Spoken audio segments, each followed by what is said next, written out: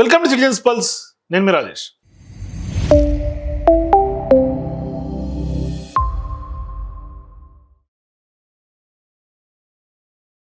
తెలంగాణ రాష్ట్రంలో మరీ ముఖ్యంగా తెలంగాణ కాంగ్రెస్లో ఏం జరుగుతుంది? ఇది బిగ్ క్వశ్చన్ మనందరి ముందు. ఇవాళ నిజంగా తెలంగాణ ముఖ్యమంత్రి రేవంత్ రెడ్డి గారు వర్సెస్ హైకమాండ్ ఏమైనా నడుస్తోందా అన్న చర్చ తెలంగాణ రాష్ట్ర రాజకీయ వర్గాల్లో సీరియస్గా జరుగుతుంది. సరే, ఎందుకు ఈ డౌట్ అని మీకు రావచ్చు, అనిపించవచ్చు. సీన్ కట్ చేస్తే మొన్న ధర్మేంద్ర ప్రధాన్ గారికి సంబంధించినటువంటి రాజీనామా డిమాండ్ కోసం పెద్ద ఎత్తున దేశంలో ఉన్నటువంటి యువత అంతా కూడా కదం దొక్కారు, రోడ్ల మీదకి ఎక్కారు.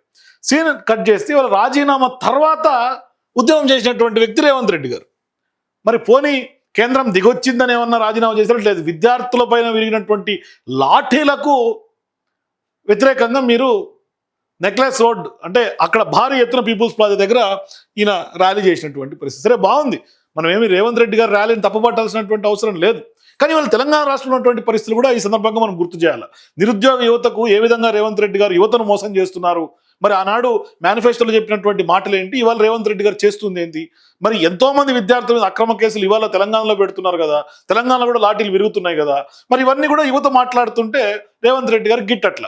ఇక్కడ ఎందుకు నేను అధిష్టానం వర్సెస్ తెలంగాణ కాంగ్రెస్ అని అంటున్నాను, రేవంత్ రెడ్డి గారు అంటున్నానంటే, చూడండి, ఇక్కడ పిసిసి అధ్యక్షుడుగా ఉన్నటువంటి మహేష్ కుమార్ గౌడ్ గారు కూడా ఆ ర్యాలీలో పార్టిసిపేట్ చేశారు. డిప్యూటీ సీఎంగా ఉన్నటువంటి బట్టి విక్రమార్క గారు కూడా ఆ ర్యాలీలో పార్టిసిపేట్ చేశారు. అజారుద్దీన్ గారు కూడా మంత్రిగా ఉన్నటువంటి వ్యక్తి, మాజీ క్రికెటర్, ఆయన కూడా ఈ ర్యాలీలో పార్టిసిపేట్ చేశారు. రేవంత్ రెడ్డి గారు లీడ్ తీసుకున్నారు. మరి ఒక్క రేవంత్ రెడ్డి గారు ఒకరే యువతకు సపోర్టా? కాంగ్రెస్ పార్టీ రాహుల్ గాంధీ గారు, ఖర్గే గారు, ప్రియాంక గాంధీ గారు సంబంధం లేకుండానే రేవంత్ రెడ్డి గారు సీఎం అయిందా? మరి సెల్ఫ్ ఎజెండా ఎందుకు? ఇవాళ సెల్ఫ్ ఎజెండా అని స్పష్టంగా అర్థమవుతోంది. యూత్ దేశ్ కా, దేశ్ యూత్ కా. మరి రేవంత్ రెడ్డి గారు ఏంటి, కాంగ్రెస్ రేవంత్ కా, రేవంత్ కాంగ్రెస్ కా ఏమన్నా చెప్పాల్సినటువంటి సందర్భం అని అనుకున్నారా? మరి ఇక్కడ రేవంత్ రెడ్డి గారు మొన్న రాహుల్ గాంధీ గారు అరెస్ట్ చేస్తే పెద్ద ఎత్తున ఆయన కొడంగల్లో రోడ్డు ఎక్కిండు. ఎట్లా అరెస్ట్ చేస్తారు మీరు రేవంత్ రెడ్డి గారు మన రాహుల్ గాంధీ గారిని? మరి ఇవాళ సెల్ఫ్ ఎజెండా, పిఆర్ స్టంట్లా కనిపించట్లేదు ఇదంతా కూడా క్లియర్గా. పైగా ఇంత జనం వచ్చినట్టుగా పెద్ద ఎత్తున చీకట్లో కలరింగ్ ఇచ్చారు కదా, దాంట్లో సగం మంది పోలీసులు ఉన్నారు. చూడండి, మీరు కదులుతున్నటువంటి కాకి డ్రెస్ చూడండి ఎంత ఉన్నారు. మొత్తం టోపీలు, కాకి డ్రెస్సులే కనిపిస్తాయి మీకు. మొత్తం సగం మంది పోలీసులే, జనంలో యూత్ అంతా పోలీసులే. పోలీసులు, ఈయన వ్యక్తిగతంగా ఉన్నటువంటి సెక్యూరిటీ, ఇదంతా వ్యక్తిగత సెక్యూరిటీని, అంత సఫారీ డ్రెస్సుల్లో ఉన్నటువంటి వాళ్ళే.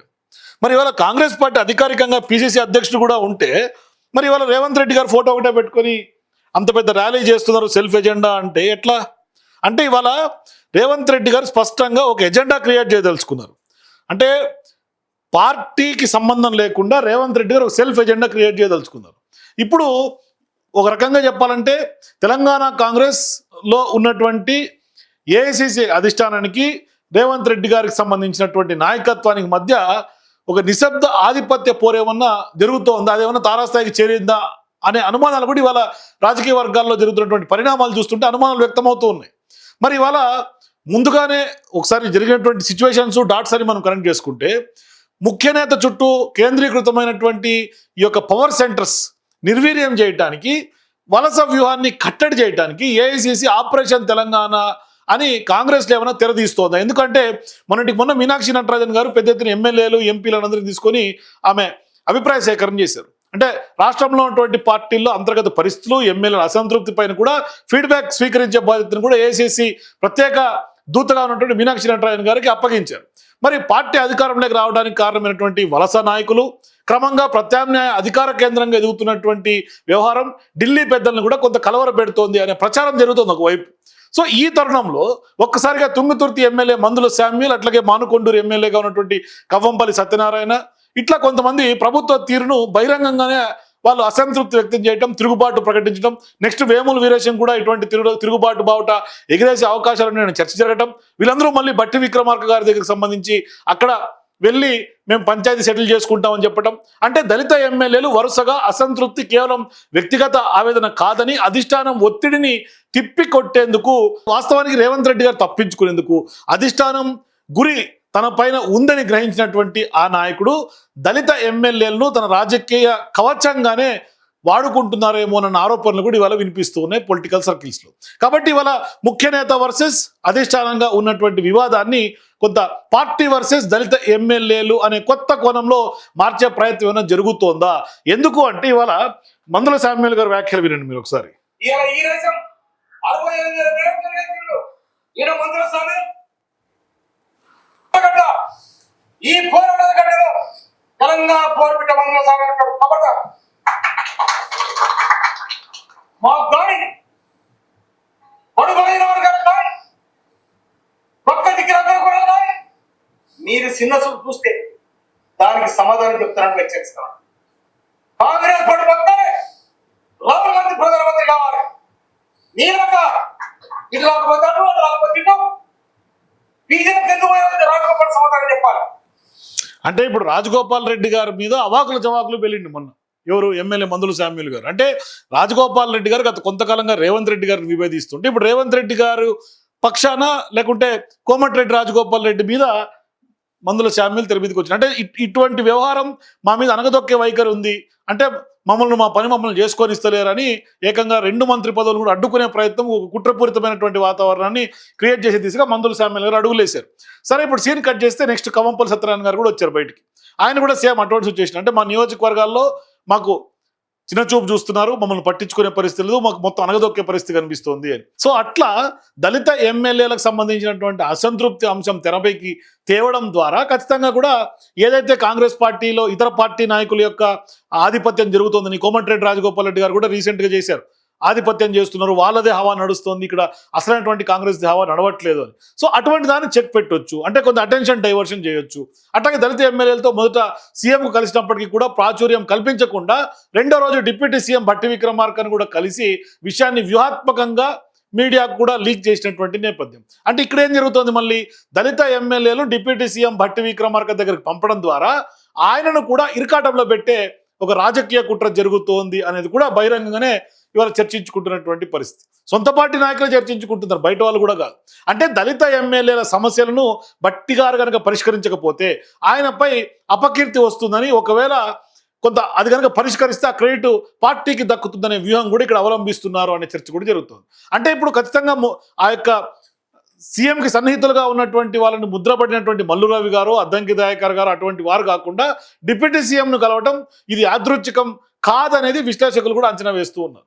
సో ఇప్పుడు ఈ మొత్తం వ్యూహంలో దీంట్లో భాగంగా నకరేకల్ ఎమ్మెల్యే వేముల వీరేశం ద్వారా మంత్రి కోమటిరెడ్డి రాజగోపాల్ రెడ్డిని ఇరకాటంలో పెట్టే అవకాశం ఉందనే అంచనాలు కూడా స్పష్టంగా ఉన్నాయి. అంటే ఇప్పుడు కేవలం రాష్ట్ర రాజకీయాలకే పరిమితం కాకుండా జాతీయ రాజకీయ సమీకరణాలపైన కూడా దృష్టి పెట్టడం కూడా ఈ యొక్క ఘర్షణకు ఒక కారణంగా ఊహాగానాలు వినిపిస్తున్నాయి. అంటే ఇప్పుడు ప్రధాని నరేంద్ర మోదీ హైదరాబాద్కు వచ్చినప్పటి కూడా జరిగినటువంటి కొన్ని పరిణామాలు ఢిల్లీ పెద్దలకు కొంత అనుమానాలకి మరింత బలపరుస్తున్నాయి. ఏం జరిగింది ఆ రోజు మెరిసే జోడో అని నరేంద్ర మోదీ గారు రేవంత్ రెడ్డి గారితో చేసినటువంటి వ్యాఖ్యలు. సో ఇప్పుడు గతం నుంచి కూడా రేవంత్ రెడ్డి గారు నేను మళ్ళీ 10 ఏళ్ల పాటు ముఖ్యమంత్రిని నేను అని ఆయన సెల్ఫ్గా ప్రమోట్ చేసుకుంటుంది. ఇవాళ సొంత ఎజెండా ఇక్కడ మనకు కనిపిస్తుంది క్లియర్గా.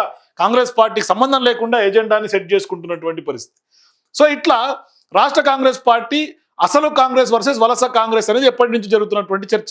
చాలా మంది కాంగ్రెస్ పార్టీ నాయకులు బాహాటంగానే చేస్తున్నటువంటి వ్యాఖ్యలు ఉన్నాయి. సో ఇట్లా 2 శిబిరాలుగా విడిపోయినటువంటి నాయకుల అభిప్రాయాల ద్వారా స్పష్టంగా ఏం జరుగుతుందో కాంగ్రెస్ పార్టీలో అర్థమవుతుంది.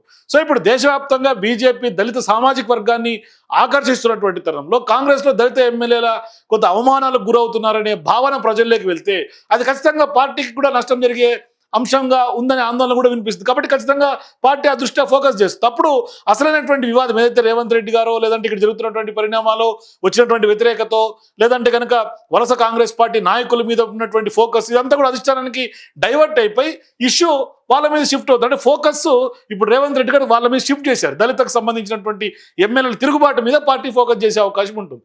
కాబట్టి ఇక్కడ వలస పార్టీ నాయకులు లేకుంటే ముఖ్యమంత్రి గారు ఇతర అందరూ కూడా సేఫ్ గేమ్ ఆడుతున్నట్టుగా స్పష్టంగా కనిపిస్తుంది. అంటే అధికారంలో ఉన్నటువంటి పార్టీ ఎమ్మెల్యేలే మీడియా ముందుకు వచ్చి తమ గౌరవం కోసం పోరాడాల్సి రావడం అనేది అధికార వ్యవస్థలోనే ప్రమాద గంటికలు మోగుతున్నాయనే హెచ్చరికగా నిపుణులు అభిప్రాయపడుతుంది. దీని ద్వారా ఖచ్చితంగా కాంగ్రెస్ పార్టీ వాళ్ళ మీద ఫోకస్ పెడుతుంది. సో ఈ పరిణామాలన్నీ విడివిడిగా కాకుండా కనుక మనం పరిశీలిస్తే అధిష్టానానికి ముఖ్య నేతకు మధ్య నడుస్తున్నటువంటి లోతైనటువంటి సైలెంట్ అఫిషియల్ వార్ స్పష్టంగా కనిపిస్తోంది. సో బయటికి ఏమో ఐక్యంగా ఉన్నట్లు నటిస్తున్నా గల్లీ నుంచి ఢిల్లీ వరకు కాంగ్రెస్ పార్టీలో అంతర్గత విభేదాలతో అతలాకుతలం అవుతోంది ప్రస్తుతం కాంగ్రెస్ పార్టీని చెప్పక తప్పదు.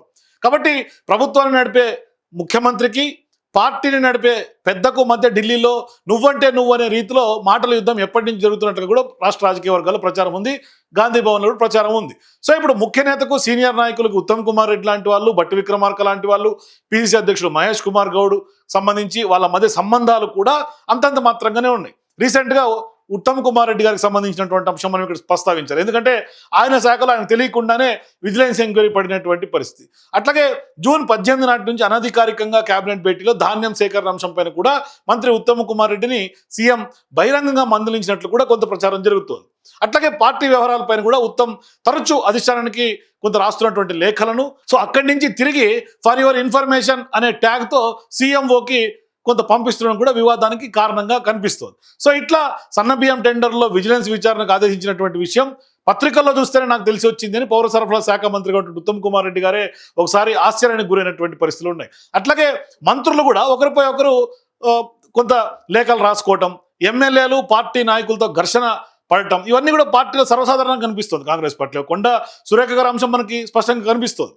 అప్పుడు కూడా మంత్రి కొండా సురేఖ గారికి కడియం శ్రీహరికి మధ్య ఆధిపత్య పోరు సాగుతుండగా వరంగల్లో గ్రూప్ రాజకీయాలకు కడియం, నాయిని, రేవూరి ప్రోత్సహించారని కొండా మురళి ఆరోపణ చేశారు. సో ఇట్లా నల్గొండ డీసీ అధ్యక్షుడు పున్న కైలాస్ నేతకు మంత్రి కోమటిరెడ్డి వెంకటరెడ్డికి పూర్తిగా పక్కన పెట్టడం, ఫ్లెక్సీల్లో కూడా ఫోటో ముద్రించకపోవడం కూడా వర్గపోరకు నిదర్శనం కనిపించింది. ఏకంగా స్టేజ్ మీద కూడా కొట్టుకున్నటువంటి పరిస్థితులు ఉంది నల్గొండ రేవంత్ రెడ్డి గారి సభలో. సో ఇట్లా ఏ అంశం తీసుకున్నా పార్టీలో గందరగోళమైనటువంటి పరిస్థితి కనిపిస్తుంది. ఇవాళ కోమటిరెడ్డి వెంకటరెడ్డి గారి సోదరుడు ఉన్నటువంటి రాజగోపాల్ రెడ్డి గారు చేసినటువంటి వ్యాఖ్యలు కూడా కలకలం రేపినాయి. సో ఇట్లా తుంగతుర్తి ఎమ్మెల్యే మందుల సామ్యూల్, అట్లాగే మండల అధ్యక్షుడు నియామకాలపైన మాజీ మంత్రి దామోదర్ రెడ్డి వర్గం నిరసనలు తెలపడం, రోడ్డుపై వచ్చి రాళ్ళీసులు కొట్టుకోవటం, ఇవన్నీ జరుగుతూ ఉన్నాయి. నిన్న కూడా చామల కిరణ్ వర్గం అట్లాగే మందుల శామ్యుల్ వర్గం కూడా కొట్టుకున్నటువంటి పరిస్థితి కనిపిస్తుంది.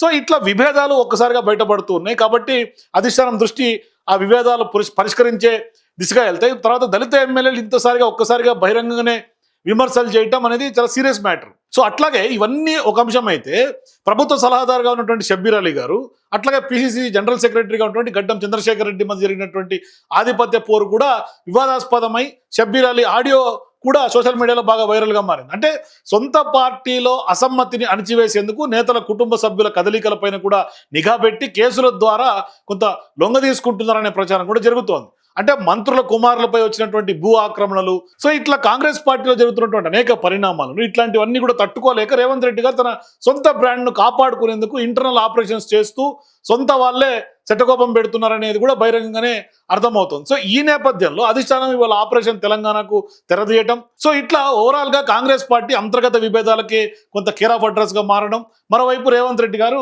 ఇట్లా సొంత ఎజెండాని తెర మీద తీసుకురావడం. సో ఓవరాల్ గా మీకేమనిపిస్తుంది? తెలంగాణ కాంగ్రెస్ లో ఏం జరుగుతోంది? అధిష్టానం ఆపరేషన్ తెలంగాణ ఏం చేస్తోంది? మీ అభిప్రాయాల కింద నాకు కామెంట్స్ లో చెప్పండి. For more videos please watch citizens pulse.